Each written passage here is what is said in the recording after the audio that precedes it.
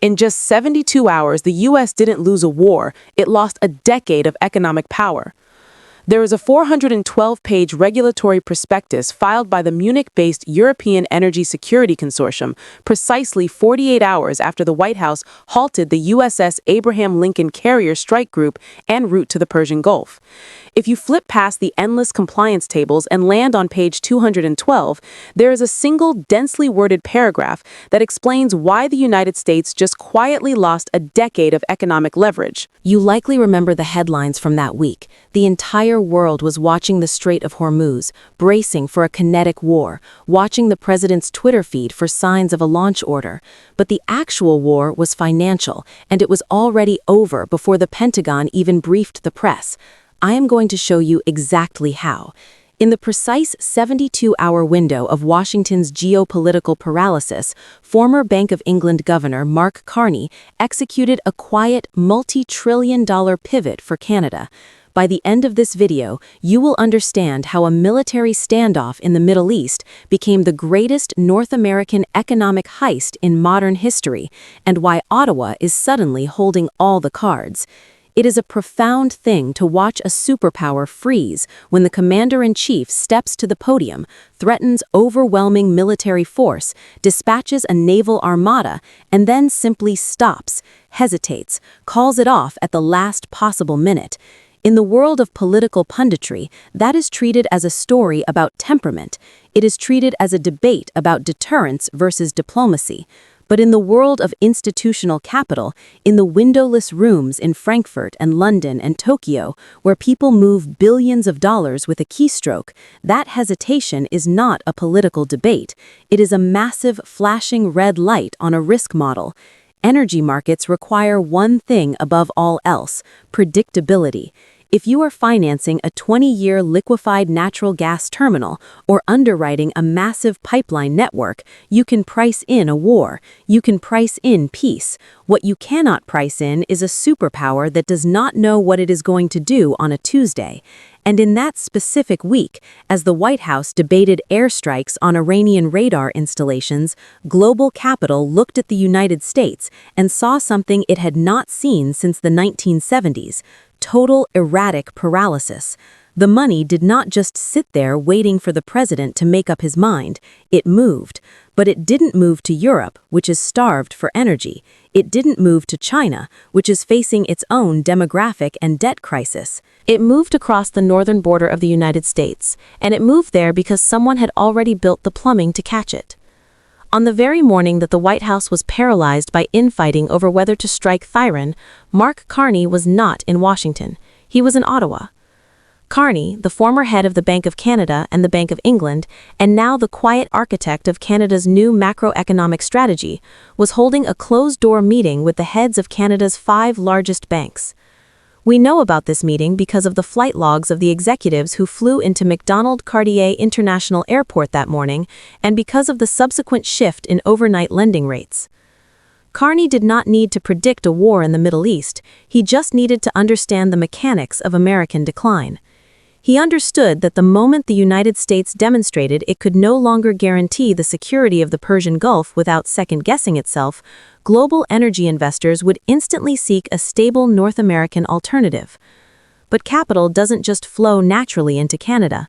Canada is notoriously bureaucratic. It has massive infrastructure bottlenecks.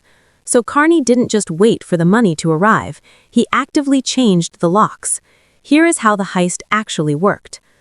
2 weeks prior to the Gulf standoff, Carney championed a deeply obscure adjustment to the Office of the Superintendent of Financial Institutions, OSFI, Canada's banking regulator. It was framed as a routine liquidity update, a boring adjustment to Tier 1 capital requirements for energy-backed derivatives. It barely made page 6 of the Financial Post, but it wasn't routine. That specific regulatory tweak effectively allowed European institutional investors to bypass the standard 6-month foreign investment review process if they were parking capital in Canadian sovereign debt or specific pre-approved energy infrastructure funds. Carney built a high-speed toll lane for foreign capital specifically designed to bypass the usual Canadian red tape. He built it in plain sight, and then he just waited for Washington to stumble.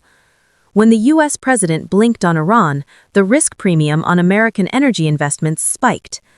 The European Energy Security Consortium, the group behind that 412-page prospectus, was staring down the barrel of a paralyzed U.S. administration and an explosive Middle East.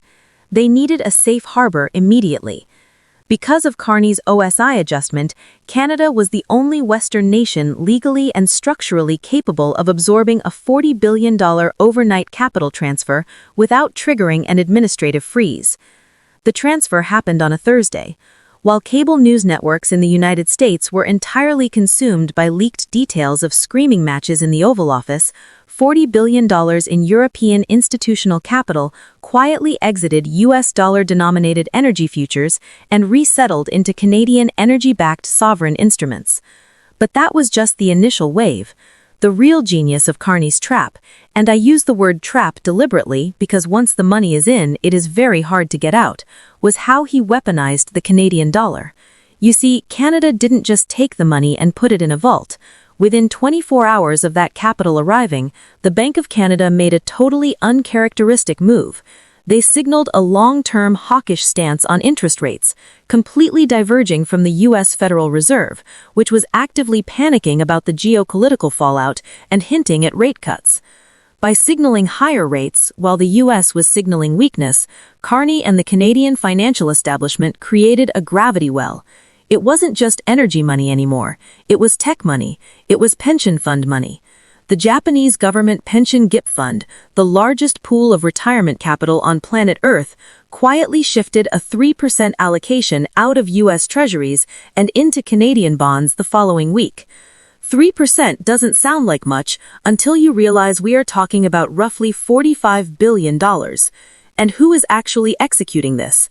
Let's look at François Villeroy de Galhau, the governor of the Bank of France. He is a key player in the European Energy Consortium's broader strategy. On the Tuesday of the U.S. Iran standoff, he gave a highly scripted speech in Paris. He didn't mention Donald Trump. He didn't mention missiles. He simply stated the European Central Bank is increasingly prioritizing jurisdictions with absolute geopolitical predictability. Absolute geopolitical predictability. That is central banker speak for we are terrified of the White House, and we are moving our money. And where did he move it? To the very funds that Mark Carney had just deregulated in Ottawa. This was a coordinated transatlantic realization that the United States could no longer be trusted as the boring, stable basement of the global economy. The tragedy here, or the comedy, depending on your passport, is that the United States government had no idea it was being robbed. The Treasury Department was entirely focused on drafting sanctions against Iranian officials. The State Department was scrambling to placate allies in the Gulf. Not a single major U.S. economic official was looking north. They assumed, as Washington always assumes, that Canada is just America's polite, slightly slower economic annex. They assumed that whatever happens to the U.S. economy happens to Canada, just a little bit less. They did not realize that Mark Carney had spent the last 2 years actively decoupling the Canadian financial apparatus from the American vulnerability cycle. To truly understand the scale of what just happened, you have to look back to the Suez Crisis of 1956. When Britain and France invaded Egypt to seize the canal, the United States, under Eisenhower, refused to support them. But Eisenhower didn't just use military pressure, he used financial warfare. He threatened to dump British pound sterling bonds, which would have collapsed the British economy. The UK immediately backed down. That moment in 1956 marked the exact day the British Empire realized it was no longer the center of the financial world. The leverage had shifted to Washington.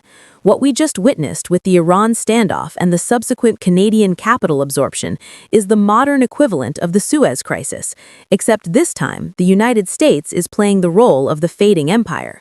By freezing in the face of a kinetic threat, Washington signaled to the global markets that the petrodollar system, the very foundation of American economic supremacy, is suddenly vulnerable to domestic political chaos. Mark Carney didn't cause the American hesitation, he just recognized the historical echo. He saw a superpower stumbling, and he brought a net to catch the crown jewels as they fell. And it is not just European money. The ripple effects are actively tearing through the sovereign wealth funds of the Middle East itself. Now, this is where the story gets deeply complicated, because you can rewrite the banking regulations, you can lure the European capital, you can set the trap perfectly, but eventually that financial capital has to become physical reality. And Canada has a massive, glaring vulnerability. It is a vulnerability that could still cause this entire multi-trillion-dollar masterstroke to collapse in on itself. Mark Carney knows it, the European energy CEOs know it, and it has nothing to do with banks or interest rates or the White House. It has to do with a specific stretch of coastal mountains in British Columbia and a legal concept regarding indigenous sovereignty that simply does not exist in the United States. If Carney cannot solve that physical bottleneck, all the capital in the world will just sit in Toronto ledgers, slowly burning a hole in the Canadian economy. We are going to look at that exact bottleneck, the specific court case that could detonate it, and what this permanent shift in wealth means for the American worker. Right after this, if you look at a topographical map of British Columbia, you will see a coastline that is mathematically perfect for exporting liquefied natural gas to Asia and Europe. Deep water ports, direct shipping lanes, bypassing the congested Panama Canal entirely. But if you look at a legal map of British Columbia, you see something that makes international energy executives wake up in a cold sweat. You see unceded territory. Unlike the rest of Canada or the United States, the vast majority of land in British Columbia was never surrendered through treaties with Indigenous nations. And in a landmark decision, the Silkwat Cotton Nation versus British Columbia ruling, the Supreme Court of Canada affirmed that these nations hold actual legal title to the land, not just consultation rights, ownership. So put yourself in the shoes of François Villot de Galhau or any of the European energy consortiums that just parked $40 billion in Canadian sovereign instruments. You moved your capital because Donald Trump's itchy Twitter finger made the Persian Gulf too risky. Mark Carney's banking regulations rolled out the red carpet for you. You have the money, Canada has the gas, the world needs the energy.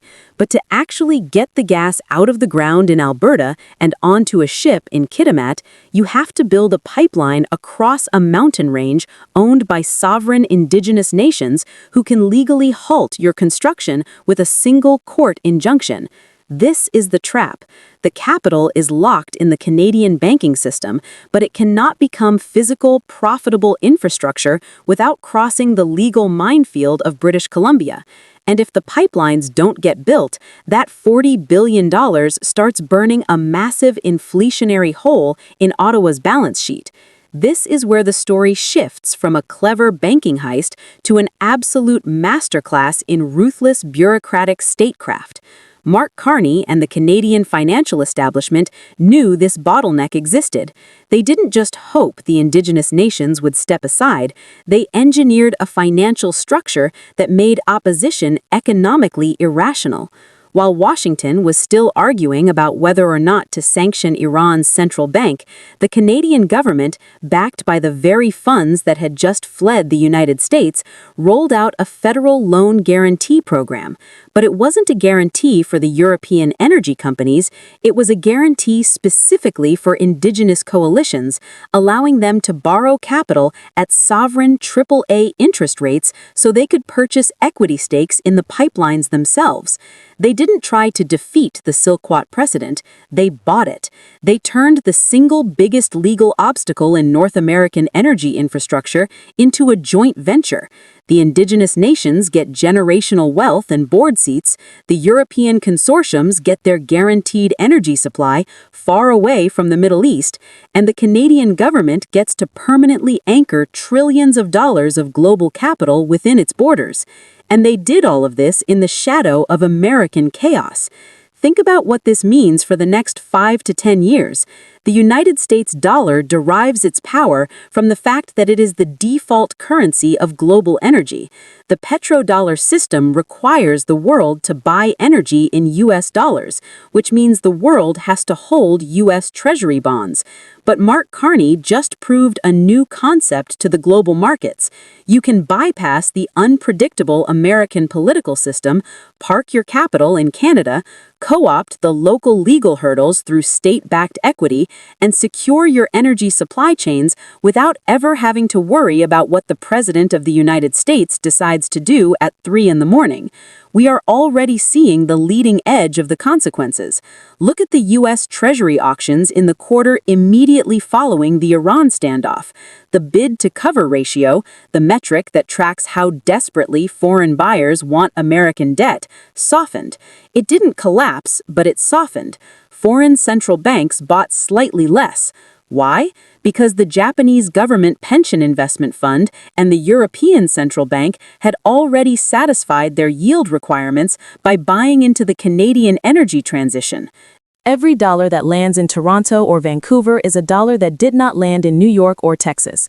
When the American government goes to borrow money to fund infrastructure or Medicare or the military, it will find that the pool of global capital is just a little bit smaller and a little bit more expensive to access. The cost of borrowing for the American worker goes up simply because the American government could not maintain the illusion of stability. Donald Trump's hesitation in the Persian Gulf was celebrated by some as a victory for peace and condemned by others as a catastrophic show of weakness, but both sides missed the actual cost of the event. The true casualty of that week wasn't military readiness or diplomatic prestige. It was the quiet, invisible confidence of the institutional capital that actually runs the world. The United States spent 70 years building a global financial system based on the premise that Washington was the safest harbor in any storm. In a span of 72 hours, Mark Carney and the Canadian banking sector proved that the harbor had moved north. The missiles never launched. The carriers turned around. The headlines moved on to the next political scandal, but the money moved, and the money does not come back just because you start acting normal again. Once the concrete is poured in Kitimat, once the European contracts are signed, the leverage is gone forever. Watch this space. Credible sources: the Financial Times, Bank of Canada, official press releases, overnight rate announcements, Office of the Superintendent of Financial Institutions, OSFI regulatory filings, Reuters financial data, U.S. Treasury bond auction results, The Wall Street Journal, Capital Flight Analysis, the Supreme Court of Canada, Silicotten Nation versus British Columbia ruling.